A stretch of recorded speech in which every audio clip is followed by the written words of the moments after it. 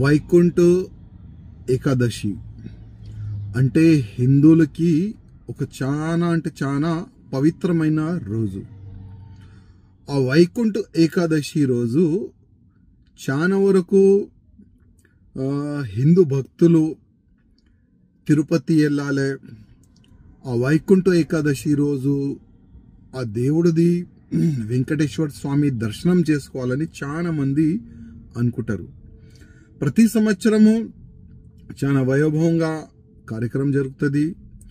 దర్శనం కూడా లాక్స్ ఆఫ్ భక్తులు దర్శనం చేసుకుంటారు. కానీ దురదృష్టం ఏంటంటే నిన్న ఒక తోకిస్లాటలో 6 మంది చనిపోయినారు. దాంట్లో 5 మెంబర్స్ మహిళలు ఉన్నారు. ఇంకా 48 మెంబర్స్ దాంట్లో ఇంజిట్ కూడా అయినారు ఆ తోకిస్లాటలో. అంటే ఇది ఎవరు తప్పు ఏంది, దానికి ఒక డీప్గా ఎంక్వైరీ జరపాలని నేను ఆంధ్రప్రదేశ్ ముఖ్యమంత్రి గారికి కోరుతున్నాను. అదేవిధంగా ఇవాళ వీడియోలో మనం చూస్తున్నాము, మీడియా పరంగానే మనకు తెలుస్తుంది అసలు ఎవరు తప్పు ఉందని. ఒకవేళ పోలీసులు సడన్గా ఆ గేటు తెరవకపోతే ఆ యాక్సిడెంట్ జరిగేది కాదని అక్కడ ఉన్న సాక్ష్యాలు చెప్తున్నారు.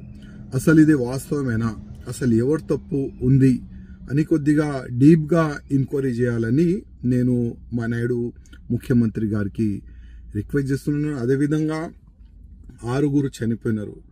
వాళ్ళకి ఫైనాన్షియల్గా టీటీడీ చైర్మన్ గారు అదేవిధంగా ముఖ్యమంత్రి గారు వాళ్ళకి ఒక 10 lakhs రూపీస్ కానీ వాళ్ళ ఫ్యామిలీ మెంబర్స్కి ఫైనాన్షియల్గా సపోర్ట్ చేయాలని నేను రిక్వెస్ట్ చేస్తున్నాను. అదేవిధంగా చాలామంది ఇంజ్యూర్డ్ అయినారు కదా, వాళ్ళు కూడా ఫైనాన్షియల్గా సపోర్ట్ చేయాలని నేను ముఖ్యమంత్రి గారికి రిక్వెస్ట్ చేస్తున్నాను. అదేవిధంగా ముందు ఇట్లాంటి యాక్సిడెంట్ జరగకూడదు, దానిపైన కూడా ఒక మంచిగా ప్లానింగ్ చేయాలి.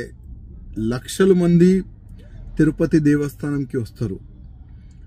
ఇవాళ ఈ ఒక్క యాక్సిడెంట్ వల్ల ముందు అట్లాంటి యాక్సిడెంట్ జరగకూడదు, దానికి ఇప్పటి నుంచే కొద్దిగా ప్లాన్ చేస్తే బాగుంటుందని నేను వ్యక్తిగతంగా మా ముఖ్యమంత్రి గారికి రిక్వెస్ట్ చేస్తున్నాను. Please subscribe .news